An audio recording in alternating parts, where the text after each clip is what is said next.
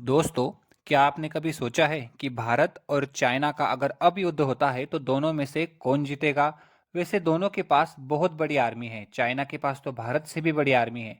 लेकिन एक समस्या है, क्योंकि युद्ध जो जीते जाते हैं वो केवल संख्या बल से नहीं जीते जाते। वो जीते जाते हैं पराक्रम और सैनिकों के मनोबल से, और सबसे ज्यादा अनुभवी सैनिकों के मनोबल से। भारत के पास ये सब कुछ है।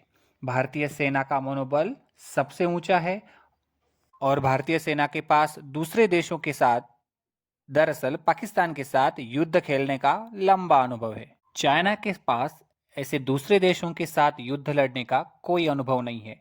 हिमालय में तो युद्ध लड़ने का चाइना के पास कोई अनुभव नहीं है, जो भारत के पास भरपूर है। 1962 में चाइना ने भारत पर आक्रमण किया था, तब भारत ये युद्ध हार गया था। वो इसलिए हारा था क्योंकि भारत इस युद्ध के लिए कभी तैयार ही नहीं था। लेकिन अब भारत हर तरीके के युद्ध के लिए पूरी तरह से सक्षम है।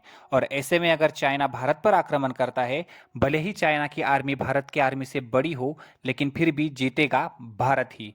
क्योंकि भारत की आर्मी के पास अनुभव है, और वो भी हिमालय में ठंड में युद्ध खेलने का अनुभव भारत के आर्मी के पास है, जो चाइना की आर्मी के पास नहीं है। और वैसे भी चाइना की आर्मी के पास तो बस आम इंसानों को मारने का अनुभव है। जो तिबेटी, जिन्होंने कभी हथियार नहीं उठाया, उन हथियारों के बिना लड़ने वाले इंसानों पर आक्रमण करने का अनुभव चाइना के पास है।